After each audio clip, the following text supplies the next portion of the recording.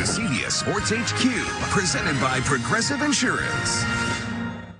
Hello, everyone. I'm Adam Zucker. A reminder that number 6 Georgia and number 9 Kentucky is coming up at 3:30. Then in prime time, number 1 Alabama battles number 3 LSU. Turning now to last night's college football action, Pittsburgh's Darren Hall ran for 229 yards and found the end zone 3 times, leading the Panthers to a 23-13 win at Virginia. Pittsburgh now controls its destiny in the crazy ACC Coastal. Arizona outlasted Colorado 42-34 as Khalil Tate threw for a career-high 350 yards and 5 touchdowns, moving the Wildcats within a half game of first-place Utah in the Pac-12 South. To the hardwood, Golden State's Kevin Durant scored 33 points and grabbed 13 boards, and the Warriors held Minnesota to 13 fourth-quarter points, improving their record to an NBA best 9-1.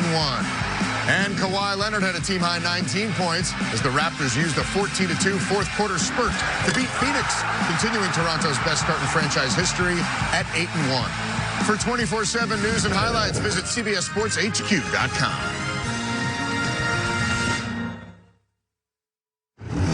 Today, the college football universe focuses on Lexington, Kentucky, and Baton Rouge in what could be a decision day doubleheader in the SEC. The East has come down to winner-take-all for a trip to the SEC Championship next month.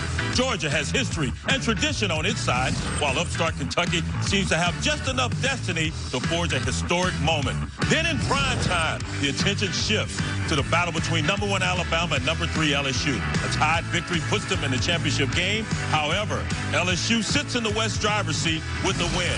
The drive to Atlanta is on course for a double dose of championship drama on CBS.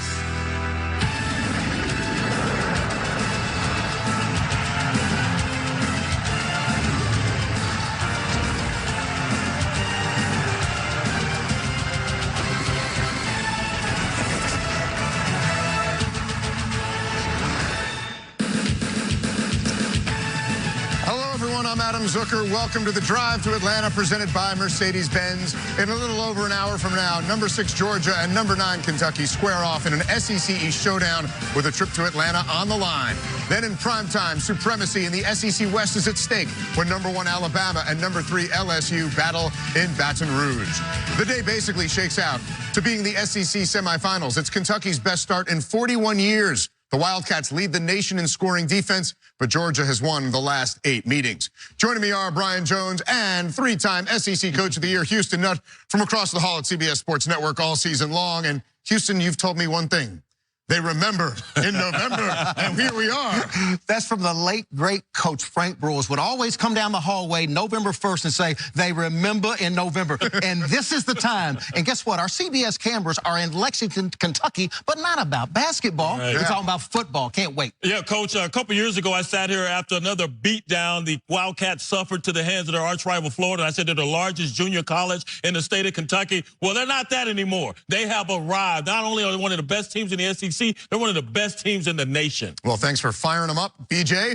Kentucky might be feeling more now like a team of destiny after last week's miracle win against Missouri. They couldn't score all game, and then 88 yards. Terry Wilson was benched, comes back with about 11 minutes left in the ball game and has to throw a fade from the 10-yard line. Had a little interference call right here. Yeah. There's one play left, though, guys, with no time on the clock. On a 2-yard little speed out.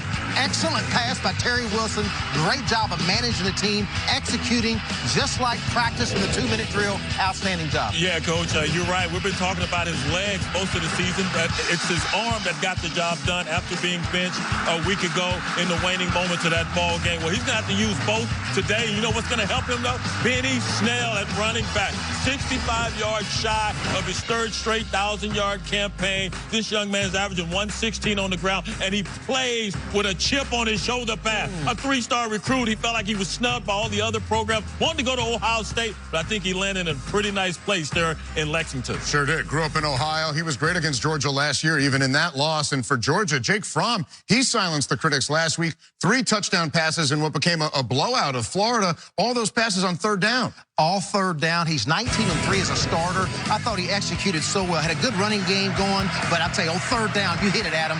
I mean, on time, target. Excellent protection first, but look at the throws away from the defender.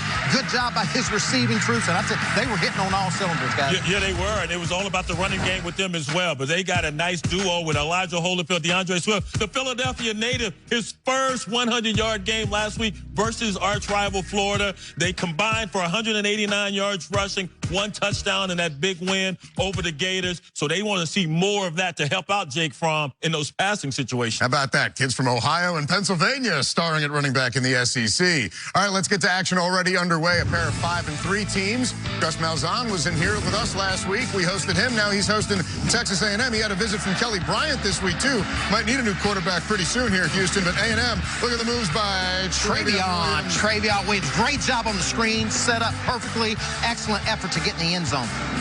And the visiting team has won all 6 since A&M joined the SEC, and right now it's looking that way, up by 10 with about 12.5 to go in that game. We had scoring from the start between SC and Ole Miss, BJ. Yeah, what about the defense, huh? That's what they always talk about in the SEC. But this guy right here, Deebo Samuel's been doing it his entire career. They're in South Kakalaka. All these horses in my car got me going fast. You can forget about it, Mr. Kicker. Go ahead, fall down. Thank you. You know you're not going to catch him. Deebo Samuel now tied for the most kickoff return touchdowns in SEC history. Jake Bentley excited. Hey, jumping offside with Bentley. Nice pass. Yes, over 2 defenders as Gamecocks take the lead. They take it back, and 34-30 the score right now. These two racked up 750 total yards about in that first half, so a high-scoring game right now. Action still to come. The 2 teams Kentucky and Georgia beat last week meet this afternoon in Gainesville when number 11 Florida hosts Missouri. The Tigers still looking for that first conference win. Number 18 Miss State has Louisiana Tech tonight in Starkville as the Bulldogs look to become bowl eligible. And, of course, in prime time, number 1 Alabama and number 3 LSU right here on CBS. Much more on that game in our hour together. But right now, highlights from the games that have been going on elsewhere. And Clemson is just mauling teams, Coach. How about the longest run of the year? Tavion Feaster right here takes it all the way. Excellent job of blocking. Uncle Feaster? Uncle Feaster. 56-3 at this point. Clemson's crushing teams. Travis Etienne's already got his 5th 100-yard game of the season at this point. All right, meanwhile, the last time a top 10 team, the last time Nebraska beat a top 10 team on the road, Scott Frost was their quarterback, BJ. That's what he's contemplating over there. Look, quarterback keeper Adrian Martinez going to navigate the traffic for a 2-yard touchdown score. And then this guy we've been talking about all season for the right reason, but it's going to be the wrong reason. Dwayne Haskins intercepted by Lamar Jackson. That's who Louisville's missing, right? Lamar Jackson. But Haskins going to, I'll just hand it off this time. J.K. Dobbins, 3-yard touchdown run. This is just crazy, though. I mean, the Buckeyes still have everything to play for. You thought it was the Purdue offense that did the job on them. Instead, it's their defense that's been getting run on here by Adrian Martinez and company. A 2-point game in Columbus right now, 3rd quarter. All right, Syracuse ranked for the first time since 2001. They were down 10-0, Coach. Eric Dungy right here, hands off the ball to Jarvion Howard right here, gets in the end zone. 21-10. No, it's 35-17, man. Syracuse. Syracuse scores frequently. Eric Dungy over 100 in both categories. Iowa State rolling. They're looking at their 4th straight conference win, 27-3 at Kansas right now. Alex Hornibrook out of the game for Wisconsin, so they've been running even more than usual. Jonathan Taylor's got 3 touchdowns on the ground. Badgers up by 14, indeed. All right, meantime, special day at Maryland here as Terrapins and players and their fans paying their respects to Jordan McNair. Many at Maryland feeling some closure now with the firing of DJ Durkin Wednesday. We'll have much more on that situation a little bit later, but Michigan State is winning this game right now, BJ. Yeah, you look at Connor Hayward right here with the score. He's been doing it all season long. An excellent athlete that they employ there for Michigan State, and they're picking up where they left off last week with the new quarterback. That's right. The Rocky Lombardi. Rocky Lombardi and the Terps only 55 total yards after 3 quarters. Right now on CBS Sports Network, Army's up 14-6. It was 14-0. They're trying to defend the Commander-in-Chief's trophy and win it consecutive years for the first time. They need to win this one and then beat Navy at the end of the year. Later on CBS Sports Network, Tulane visits USF, followed by Tulsa and UConn, and number 23 Fresno State takes on UNLV, capping a quadruple header. When we return, the Wildcats talk about their miracle finish as Kentucky attempts to get to its first SEC championship game. And Wildcat Mania has reached as far as the Great White Way up here in the heart of Times Square. The Drive to Atlanta, presented by Mercedes-Benz, is sponsored by Mercedes-Benz, the best or nothing. Geico, 15 minutes could save you 15% or more on car insurance. And by Zaxby's, friends, family, flavor, indescribably good. These were the scenes a week ago after Kentucky's miraculous walk-off win against Missouri.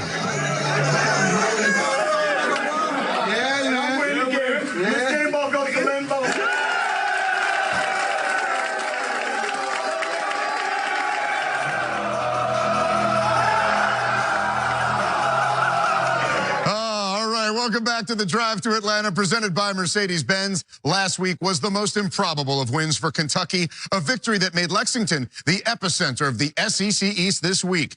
We went down to Bluegrass Country to ask the stars of Kentucky's most implausible win ever, and they told us it was far more about belief than miracle. 1:24 to play. Missouri 14, Kentucky 9. Kentucky at its own 19-yard line. Terry Wilson, the quarterback. Well, the mindset of, 2 minutes is to, go really fast. You got to execute, you got to stop the clock. If you don't have any timeouts left, you just really got to get the ball out of your hands really fast. Wilson throws down the seam. Bouvier up at the 40-yard line. That'll stop the clock. We kept calling one of our dominant plays that we usually go to, and it kept working. So we just kept calling it. Bouvier made a wonderful catch, to keep the chains moving. Wilson looks, fires over the middle. Got Bouvier drilled down at the 34-yard line. Ahmad Wagner on that last play that got the pass interference, he did a wonderful job, catching the ball. I feel like if he didn't catch that ball, that ref wouldn't have called the pass interference. He comes up with the football. There's a flag down. Pass interference. And, gave us another chance to, give CJ the ball. 2 yards for the win for Kentucky. What a game. Basically, it's just a quick 4-step out. But the guy was pressed on me. So at that point, you kind of get rid of the 4 steps, and you have to use a big body, and, that's what I am as a tight end. So I went about 3 steps, made sure I got past to the goal line. That's the most important thing. You got to get in the end zone first. And then I used my big body, got a separation, and as soon as I got separation, I knew the ball was coming because I told Terry right away. So all I have to do once the ball is snapped is catch it, 1, 2, wait till CJ breaks. And then I secured the catch. I made sure because I knew the defender was going to try bat it down. I also had to try to get my feet in at the same time. CJ did a great job on, catching it, securing, making sure his feet was in to get the touchdown. And, history's made. This is unbelievable. 2 yards away. Unbelievable. Terry Wilson, he's going to throw. Kentucky! Victory! Kentucky! Great call! They don't go to Snell, they go to C.J. Conrad! After they had called the play, people were trying to say stuff to me. I was like, no, I was running this play. I don't want to hear anyone. I have confidence I'm going to make this play. I've been waiting for this moment for, my whole life, and, came down with it. The way we pulled it out in such dramatic fashion led to some unusual celebrations in there. So I had a few regrets the next day because I was a little banged up after trying that body surfing. But it was authentic. It was spontaneous. The guys were having fun, and it's one of those things you'll remember for a long time. What a feeling. He hit the ceiling right there, Coach. I mean, how awesome that must have been. All those hands all over him. I love being with y'all, with CBS. But I'm going to tell you something. That scene, that atmosphere, there's nothing like a celebrated locker room with your players tasting that victory. You're working, you're fighting all week long. You put in the game plan, but to win, it's the greatest feeling in the world. Yeah, coaches, when you win in that fashion, it's such an exhilarating experience for those guys, and it breeds confidence. And you heard C.J. Conrad, the tight end who caught the game-winning touchdown, discuss that belief. And that belief, man, you can continue to build off of that. You need more drives like that when they experience there in the waning moments if you're going to get a victory today versus Georgia. But that is incredible, and that's something you can't recreate. I mean, it's indescribable. It's something you get really emotional just feeling and seeing something like that. No question. Every Thursday, work on that 2-minute drill. Now, remember, Terry Wilson got benched. Right. Put him back in the game, the mindset to compete, to know time, score, clock, how to stop the clock, all those things. Great drive. Lesson to everyone, don't sulk. Just take it like a man. You may get another opportunity. And Conrad's hands. He had those hands ready. Yep. All right, when we come back, we're going to talk with Rick Neuheisel and Aaron Taylor about what's going on down there in Kentucky and discuss the first college football playoff rankings.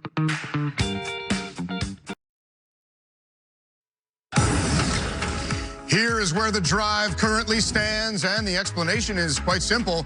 The winner of today's Georgia-Kentucky game punches their ticket to the SEC championship game in Atlanta in 4 weeks. In the West, an Alabama win tonight against LSU, and the Tide are also heading to Atlanta, but a Tigers win puts them in the driver's seat.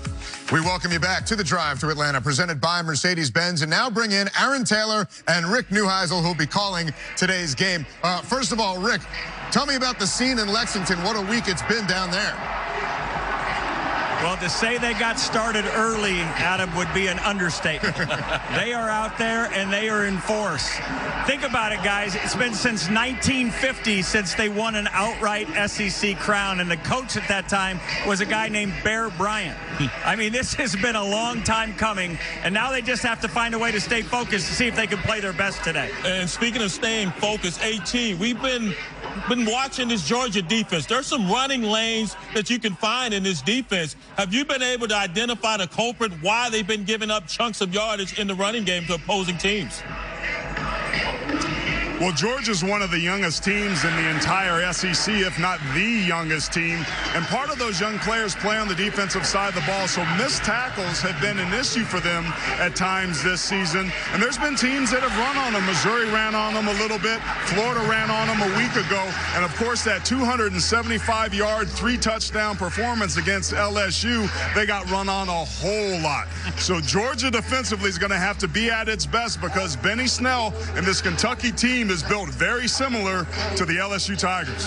Rick, Terry Wilson was 22 for 31. They used his arm, executed a great last drive. How do you think they'll use him today?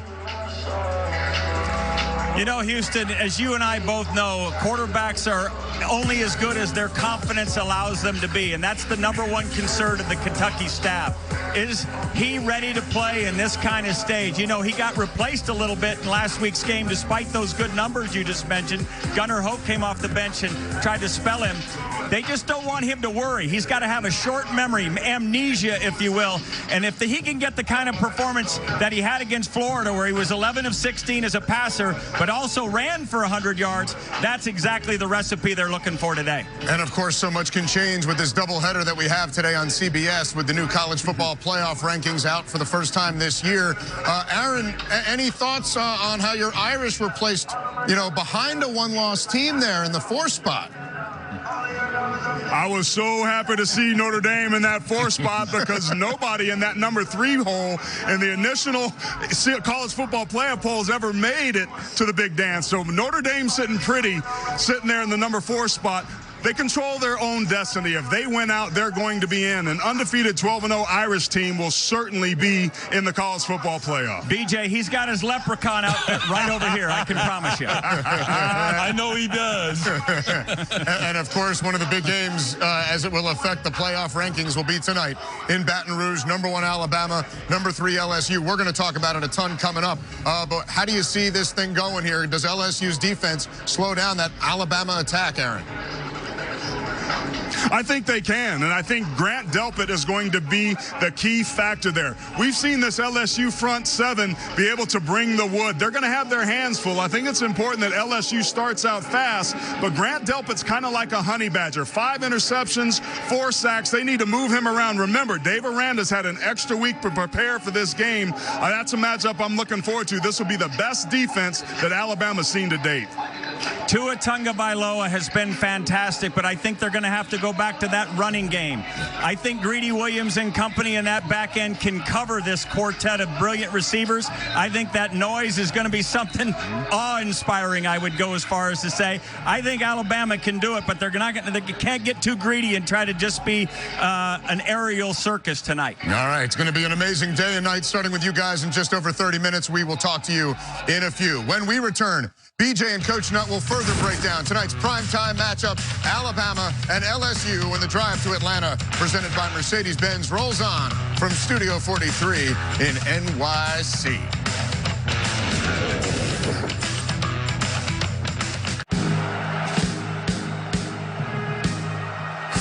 Yarder on the way. No good. Army, for the second year, has won it.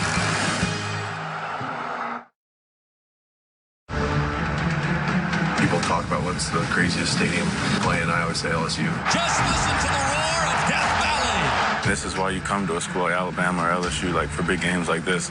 This team is nothing like any team that we've ever played before at LSU. Touchdown! They're an outstanding football team. They have a very explosive offense. Touchdown, Alabama! It's going to be a unique atmosphere. We're going to be ready to go. LSU Tiger football! And this is what college football is all about. I know, and everybody knows how big this game is. And we'll find out a lot about who we are in terms of how we meet these challenges. Oh, yes, we will. Welcome back to the Drive to Atlanta, presented by Mercedes-Benz. And tonight, in prime time, #1 Alabama takes on #3 LSU. Nick Saban was asked, would you like to kick off or to receive if you win the coin toss? And he said he would hope his guys are ready to kick something as soon as that game gets going. And Alabama's been hot from the start of every game, Coach. They have, and they got a great quarterback, Tua Tagovailoa. Unbelievable. Over 2,000 yards, 25 touchdown passes, 0 interceptions. But here's the thing, guys. They score on the first series every game. They're quick. Look how fast they can score. So, to me, the first 5 minutes will be the key for LSU. Well, in LSU, they have not allowed a first-quarter touchdown in their last 12 ball games dating back to last season. And they're going to be without their #1 guy on defense, Devin White. So whoever replaces him, they're looking at a couple of freshmen, maybe a sophomore at the linebacker position that can replace him. They can't just hold the line. They've got to go out and make some plays. That's going to be the key for Dave Aranda. Find a way to turn off that on switch of Tua Tagovailoa. And he comes back for the second half, but Bama games are over by halftime. This one won't be. Joe Burrow. They spelling it with an E-A-U-X at the end now. He's become a fan favorite. I love this guy. Don't look in the stat books. There's not many stats there, but here's what he does, guys. He gets them out of the wrong play, gets them the right play. And look, he's faster than you think with his legs. He throws away from the defenders. I love the way he leads his team. Those receivers, you see those nice catches? They got to do that all night long to help out Joe Burrow. And if LSU needs any more inspiration to get fired up, just turn to Braden Fahoko for the Haka War Dance. Uh-oh.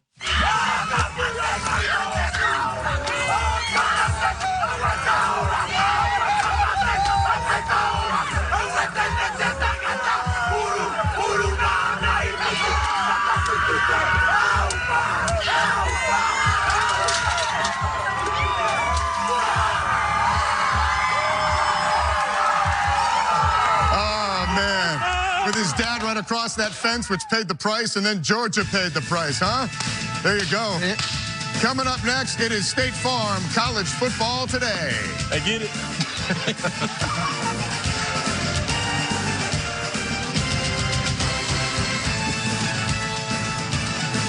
You have been watching The Drive to Atlanta, presented by Mercedes-Benz. Bangfit Service Built. Lexington's a tough place to play. They got a really good team, a lot of good players. You know, it's going to be a big game.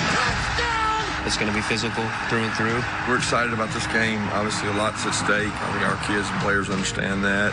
He's going to go! Touchdown! We're going to need to play our best football game of the year here this week against a very good Georgia team. From to the end zone, touchdown, Riley Ridley. We've been working for this since the offseason. Touchdown! Kentucky! Victory! They're a great team. They're going to keep fighting, and, you know, they got a chance to go to Atlanta as well. You know, this is what I've been dreaming about, for us to come this far, you know, to go against a good opponent like this, and us being able to have that chance to make it to the next level.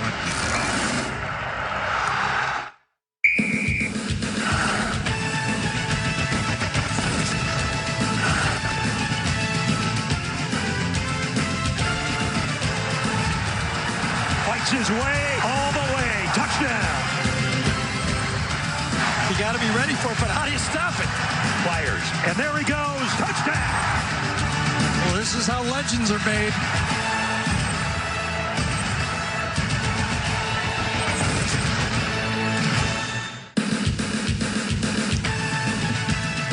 again, everybody. I'm Adam Zucker, and welcome to State Farm College Football today. Coming up next, the top 10 SEC East showdown as number 6 Georgia takes on number 9 Kentucky with a trip to Atlanta on the line.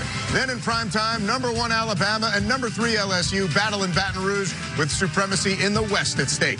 And over on CBS Sports Network, a quadruple header of college football action. Right now, it's Air Force and Army cap tonight when number 23 Fresno State visits UNLV. So by tonight, the matchup for the SEC championship game could be set 4 weeks in advance. We do know that either Georgia or Kentucky will punch their ticket to Atlanta with a win today. Joining me once again are Brian Jones and Houston Nutt. It's like the Final Four for the SEC today and tonight, and Kentucky's used to Final Fours, but not like this. That's right. But hey, Mark Stoops has done a great job of recruiting. You look at the athleticism on defense, look at him on offense with Benny Snell. Done a good job of putting a team together, and they're starting to believe. Yeah, that's right, Coach. They do believe off the heels of that big victory last week to come from behind win at Missouri. You know, when the price is high, courage is a good investment. Well, this team showed a ton of courage and grit last week there in Columbia. All right, a little return on investment for those seniors on the defense. Since 1992 and the start of SEC divisional play, Kentucky has never finished higher than 3rd place in the East. Meanwhile, Georgia's trying to make it to its 7th SEC championship game, having won in 2002, 2005, and last year. As we check out both teams now, warming up live in our eye test, starting with the Dogs, BJ. Yeah, Kirby Smart, he had a little bit to say about this defense of Kentucky. As he said, it's our biggest challenge today. We haven't played a defense with this much experience, size, and stature. You just took on Florida. You went to Death Valley and took on LSU, but he has a ton of respect for this Kentucky Wildcats defense, as he should. Everyone's taking notice, leading the nation in scoring D. How about Jake Fromm, guys? 19-3 as a starter. Had a great game last week.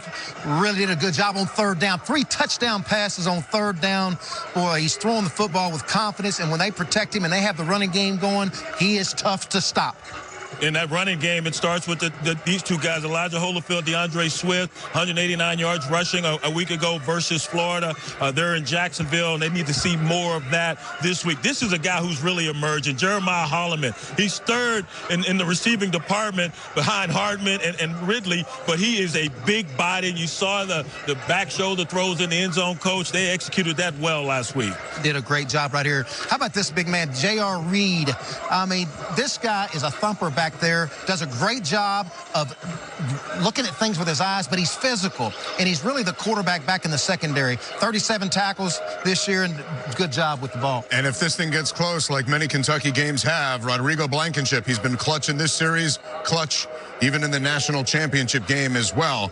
Mark Stoops with a big challenge today, and that is to channel all the energy that this team's feeling right now, guys. Yeah, I mean, the euphoria of that win last week, and you saw it in that locker room, as you should. These guys are so excited. They've embarked on a special season. This coaching staff, I mean, they've recruited well, and they've developed players like this one, Terry Wilson. Terry Wilson had an excellent game last week. They're going to need him to make some plays with his arm, but also with his legs. And again, like Rick mentioned earlier, just be yourself, have confidence, don't force it. Give it to Benny. That's right. Do we have a chance to win this? When you ask Benny Smith, Snell, yeah. Here's a guy that plays with that chip on his shoulder pads. He's an angry runner. I love the way he can get small and find those creases within a defensive front and then exploit them. How about the wide receivers? Well, they needed them last week. David Bouvier made some big plays. C.J. Conrad. And these guys will be called on because you know they're going to overpopulate the line of scrimmage to stop Benny Snell. So the receivers have got to make some plays. Well, that Georgia Bulldogs offensive line, they better overpopulate to stop Josh Allen. 2nd in the nation in sacks with 10. He's the leader of that defense. But don't forget about Cash Daniel and Jordan Jones in that linebacking core. But it starts with number 41. And that's a group. This defense did not allow a first down in the second half at Missouri. There's 8 seniors on this defense, so they are ready to go and battle-tested. Coach, when you look at the 2 quarterbacks, very different styles, but both of them impressed when they had to last week. Well, absolutely right. And Jake Fromm, really, if you look at the Florida game, you come back last week, the confidence that he had, 67%, throwing the open, got the back shoulder throws away from the defender, outstanding. And Terry Wilson, this guy really at the last drive of the game, remember, he was benched. Coach puts him back in after 3 series. He executes, goes right down the field. Hit on all 6 of his passes in that last drive for Kentucky last week, 87 yards, helping engineer a thrilling victory. It was a great look back that we took in our previous show. And now let's go to John Triffin, who caught up with Kentucky head coach Mark Stoops earlier. Coach, this will be one of the biggest games in the history of this stadium. Now, I know you like to treat this as any other game, but how have your players handled this extra attention this week? Yeah, I think they've handled it really well. This is a mature football team. We've been around. These guys are older, and it's been a routine week for us. Obviously, the situation in here is going to be a little bit different, and we understand that, and we talk about that situation each and every week, but I expect our guys to handle it very well. Georgia has a lot of big-time athletes. What is your biggest concern about that team? They're complete across the board. They could hurt you in any phase at any time. You know, they could get turnovers like they did last week. Their offense is very physical with playmakers, so they're good across the board. Our team just needs to play the best way we can. Coach, good luck today. Thank you very much. And Houston, what would you be saying to the Kentucky players if you were Mark Stoops heading into this thing? After a good week of preparation, your mothers, your brothers, your sisters are all coming. They're going to be cheering for you. Do your best. Don't worry about anything. Take care of the most precious thing you have. That's the ball. Defense, gather around the ball. Well, our families are watching, so let's time to check in on some other SEC action already underway. And two teams trying to become bowl eligible. A&M visiting Auburn. We had Gus Melz on here in studio last week and trying to get some offense going here, Coach. Trying to get some offense right here. Jarrett's got an excellent throw in the corner of the end zone. They're going to come back with the screenplay right here. Set up. Kellen Mond's going to come back. Sets it up very nice. Travion Williams. Make a miss. Where's my help, Coach? No blockers. Oh, my goodness. A&M went up 24-14 at one point. It's now 24-21 on the Plains with about 2.5 to go. Boobie Whitlow really couldn't go for Auburn, so it is a tight one. And, you know, Kelly Bryant paid a recent visit to Auburn, so a lot of chirping going on right now. No chirping among the defenses between SC and Ole Miss, BJ. Debo Samuel, he went deep on the opening kickoff. How about Jake Bentley find Ryan Edwards? He's going to take it 75 yards through that Swiss cheese Ole Miss D. When Ole Miss comes back, Jordan Ta'amu, we call that a rocket pitch, Coach. I don't know what they call it Ole Miss, but it worked. They're up 44-34. Ta'amu was sidelined briefly, back in the ball game. How'd they get the old Patriots uniforms? That's 44-34. In action still to come, number 11, Florida hosting Missouri. Tigers still looking for that first conference win. Number 18, Miss State has Louisiana Tech tonight in Starkville as the Bulldogs look to become bowl eligible. And in prime time, as you know, number 1, Alabama, number 3, LSU, right here on CBS. We will continue to get you ready for Week 10 of college football with a look at the other big games in our Saturday Spotlight. You are watching State Farm College Football today on CBS. Kentucky's Benny Snell Jr. has championship lineage. His great uncle is former Jet running back Matt Snell, who scored New York's lone touchdown in one of the greatest upset victories back in Super Bowl III. Benny, the 5'11 junior from Westerville, Ohio, leads the SEC in rushing, needs 477 yards to become the Cats' all-time leading rusher. He's also the subject of today's 20-second drill. My name is Benny Snell Jr. I go to University of Kentucky. I'm a junior, and I'm a running back. I love Fortnite. I love peanut butter and jelly sandwiches. My favorite candy is Skittles. One time, there was a whole bunch of Skittles on the ground, and I slipped and fell, just like a banana. I like bananas. Luckily, he has his eyes open when he's running. Yeah, that's true. And everyone knows when they play him, he's getting the rock, and yet he's still averaging 116 yards per game, leading the SEC. He's tough. He's physical. He's not slipping down. No. He's staying straight up. I love the way he runs. Thought he was going to get the ball at the end of the game against Missouri. They went to the pass. All right, let's get back to the scoreboard now, and this is getting nasty here. Number 2, Clemson. The offense was scoring so much, Houston, that the defense wanted to get involved. Juwan pass is intercepted right here, guys, by Isaiah Simmons. He's going to return it all the way. Look at his teammates doing a good job of blocking for him. Doesn't need much help. He didn't need any. That's not a misprint either, by the way.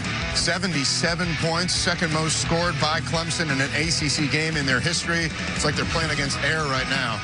Ohio State getting a visit from Scott Frost, BJ, in Nebraska, going on top. Yeah, the last time Nebraska knocked off a top 10 team on the road, Scott Frost was the quarterback. It's Adrian Martinez with the score here. And Urban Meyer, hey, no headaches today. Well, maybe watch his team play early in this ballgame, but they say, okay, let's change the narrative. Let's hand it off to wide receiver Paris Campbell. He gets in the zone, and Ohio State's now up. They're up by 9 with about 11 minutes to go. They have 26 straight home wins over unranked teams and still everything to play for, despite being 10th, coming off that loss to Purdue in those first CFP rankings. Syracuse, they're not used to having a ranking at all. Coach trying to back it up down at Wake Forest. They're doing a good job right here. Eric Dungy, the quarterback, takes off running, guys, making making the first linebacker miss and gets all the way to the end zone. 26-yard touchdown. They also had 6 sacks in the first half, first ranking since 2001. 2 former Bowling Green head coaches going at it, and Cuse up by 17 now, more than halfway through the fourth quarter. Meanwhile, Iowa State, BJ, is pretty. Yeah. Brock Purdy, freshman quarterback, still looking pretty, and your wide receiver can help you look pretty. Hakeem Butler. A little do-si-do there with the defender. I have no idea. Into a do-si-do. First 2 receptions for Butler today, touchdown. Brock Purdy is now 4-0 as a starter, and they've won 4 straight, getting ever dangerous. Okay, meanwhile, Air Force trying to lock up the Commander-in-Chief trophy. Army trying to defend it. Oh, that's tough to defend if you don't have responsibilities. Who has the fullback? Who has the quarterback? Who has the tailback? Right now, Army's doing a good job at execution. And that's Kelvin Hopkins getting in, but it is tight. Air Force close to get within 3 now with just seconds remaining on CBS Sports Network. So Army trying to get the Commander-in-Chief's trophy for the first time in consecutive years if they can win this and then beat Navy. All right, Wisconsin. More running than usual, guys. Jonathan Taylor right here takes the ball. This is his 3rd touchdown. The offensive line, you're talking about big guys that know where to step, and everybody is on the same page. They're in sync, and look at this. And factor in it's Rutgers. And it's over. And Alex Hornibrook couldn't go, so Jack Cohen came in, but Jonathan Taylor over 200 yards and 3 touchdowns with their quarterback out. Meanwhile, at Maryland, the Terps and their fans paying respects to number 79, Jordan McNair, the lineman who passed away in June following that heat stroke suffered in May. Of course, DJ Durkin fired earlier this week. We'll touch on that in a moment. But Michigan State dominating on the field. Yeah, they were. Maryland only had 55 total yards through the first 3 quarters, and Connor Hayward on the way to his 2nd touchdown of the afternoon, that one of the 80-yard variety. And you see the final 24-3, Maryland just 100 total yards. Matt Canada is the interim coach, the former LSU offensive coordinator. And as far as the situation at Maryland following the death of Jordan McNair back in June, after a lengthy investigation by the university, DJ Durkin was reinstated as head coach at the beginning of the week. Following the uproar over that decision, though, he was dismissed the next day.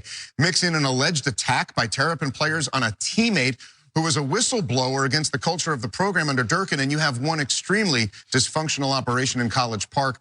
Your thoughts, guys, on the events that have ensued here? Yeah, first thing, thoughts and prayers to the family, McNair family. It's a tragic loss.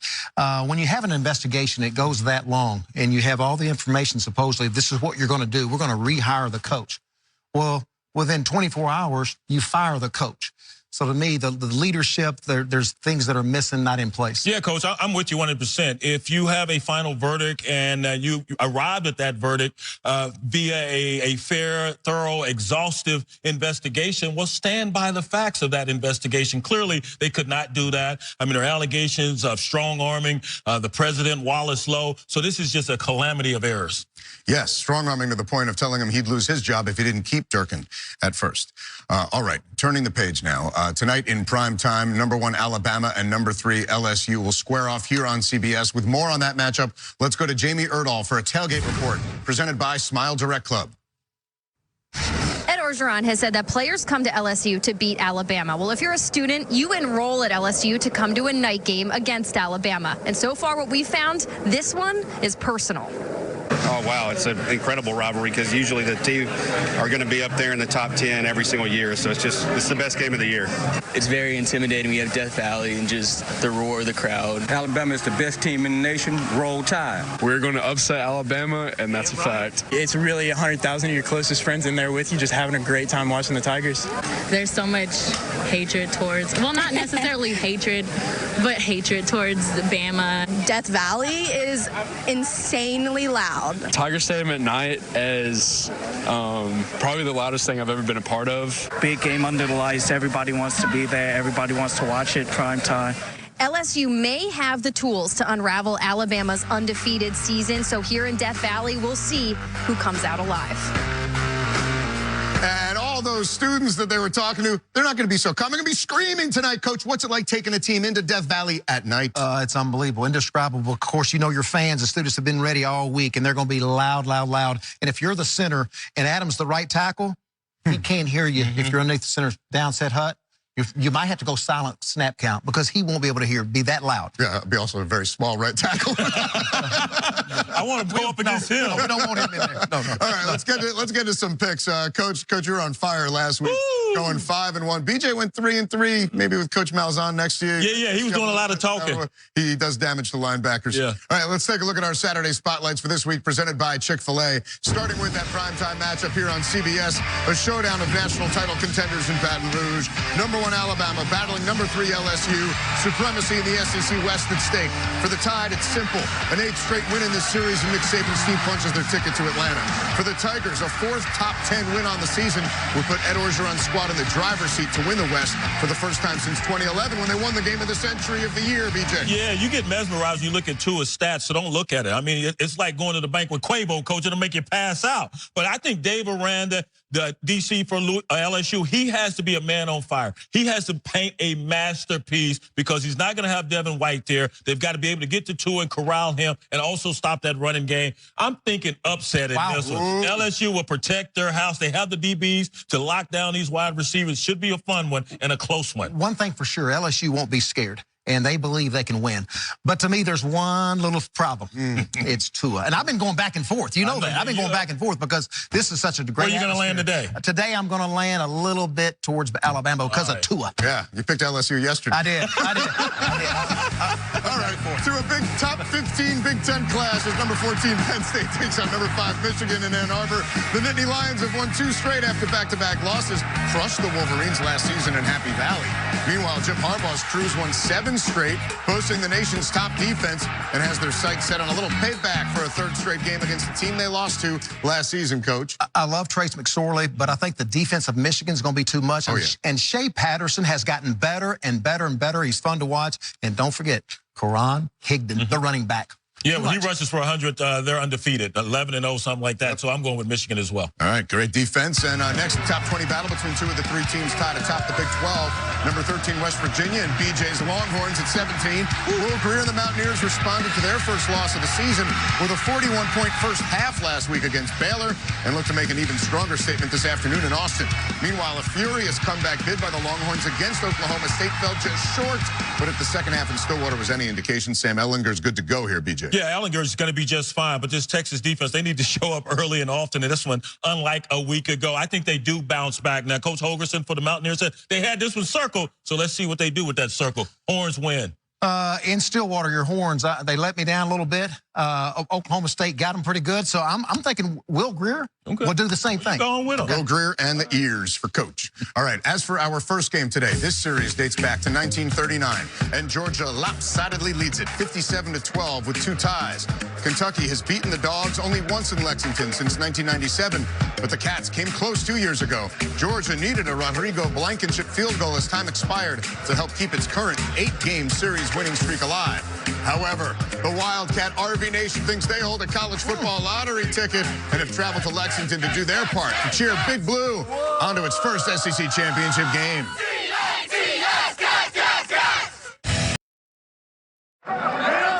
State Farm College Football Today is sponsored by Smile Direct Club, delivering straighter, brighter smiles for less. The Home Depot, more saving, more doing. And by State Farm, here to help life go right. And welcome back to State Farm College Football Today. Georgia's Jonathan Ledbetter, one of the anchors of the Dogs D-line. The senior had 7 tackles last week in the win over Florida, a career-high 10 stops against LSU. And he told BJ about having dreams of slam dunks long before chasing quarterbacks as we go behind the face mask. You were a hooper, right? Man, I had to give my hoop dreams up, man. Were the hoop dreams higher than, say, the football dreams? At one point, yes, they were. And my dad's dad was 6'10", and my dad was like 6'7". So I was like, I'm gonna be tall. Right. Played in high school, then I didn't hit that growth spurt. You know, I stayed at, right around 6'4", 6'5". And I said, maybe this is not for me, 6'5", 270 pounds, I don't think. You could have been the next Charles Barkley. He was only about 6'4", 6'5", round-bound to rebound. Back in the day, now you got guys who are like 7 foot out there, man, standing like trees, But you're bigger than them, and they want to live out there behind the 3-point line. You could have owned the paint. I'm pretty sure Fouled out every game. Like me. Now, this young man got up to, had a problematic start to his career to Georgia with the Georgia Bulldogs, but he's turned it around completely as one of their biggest leaders. I like football players that's played basketball in high school. They're athletic, mobile. I love it. That's because you did it, too. But how about a guy who never hit his growth spurt? So he ended up at 6'4". Come on. That's not fair. By the way, if you want your sports news and highlights straight without the noise, stream CBS Sports HQ, the all-new 24/7 sports news network available on your phone, computer, and connected TV devices. CBS Sports HQ, sports for true fans. All right, the latest from Auburn as the Tigers came back from down 24-14. Jarrett Stidham to Seth Williams. That's great. Great throw. 40 to go. A&M got the ball back and was driving, but it is now a final.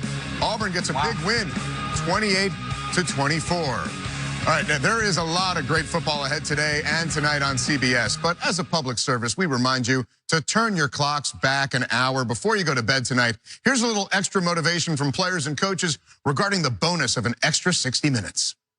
November 4th, return the clocks back an hour. What might you do with that extra hour? Not football related. Whoa. I love daylight savings time. Netflix. My favorite thing. I'm gonna do one or two things. Actually, I'll say three. First is sleep. If I'm not sleeping, I'm probably gonna be eating something.